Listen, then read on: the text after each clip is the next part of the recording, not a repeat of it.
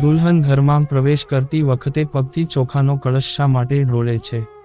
વહુ ઘરમાં પ્રવેશ કરે એ દરમિયાન ઘણી જગ્યાએ ચોખાથી ભરેલો કળશ રાખવામાં આવે છે, જેને દુલ્હન પોતાના જમણા પગથી સ્પર્શીને ઢોળે છે.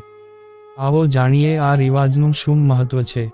ગૃહ પ્રવેશની વિધિ વિવિધ પ્રદેશોમાં જુદી જુદી રીતે અને જુદા જુદા નામો સાથે કરવામાં આવે છે. ગૃહ પ્રવેશ દરમિયાન વર પક્ષના ઘરની મહિલાઓ પ્રવેશ દ્વાર પર ઊભી રહે છે. પછી સાસુ દીકરા વહુની આરતી ઉતારે છે અને તેમને તિલક લગાવે છે. ત્યારબાદ વર વધુ વડીલોના આશીર્વાદ લે છે. આ રીતે વહુ ઘર પરિવારનો ભાગ બની જાય છે. વહુ ઘરમાં પ્રવેશ કરે એ દરમિયાન ઘણી જગ્યાએ ચોખાથી ભરેલો કળશ રાખવામાં આવે છે, જેને દુલ્હન પોતાના જમણા પગથી સ્પર્શીને ઢોળે છે. પછી જમણા પગનો ઉપયોગ કરીને ઘરમાં પ્રવેશ કરે છે.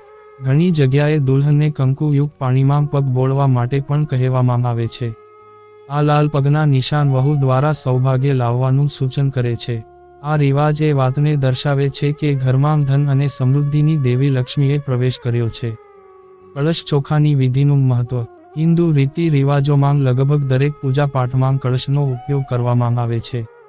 આ એક ખૂબ જ મહત્વપૂર્ણ પાત્ર અથવા પૂજા યંત્ર છે. તો ચોખાને પણ હિન્દુ પરંપરામાં ખૂબ જ શુભ માનવામાં આવે છે. તેનો ઉપયોગ દરેક પૂજામાં થાય છે.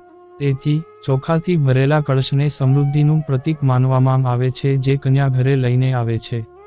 જ્યારે કન્યા ઘરની અંદર ચોખાના કળશને ધક્કો આપે છે તો તેને ઘરની અંદર સમૃદ્ધિ, ધન અને સૌભાગ્યનું પ્રતીક માનવામાં આવે છે. જો તમે આવી જ અન્ય માહિતી જાણવા માંગતા હોય તો આજે જ અમારી YouTube ચેનલને સબસ્ક્રાઇબ કરો.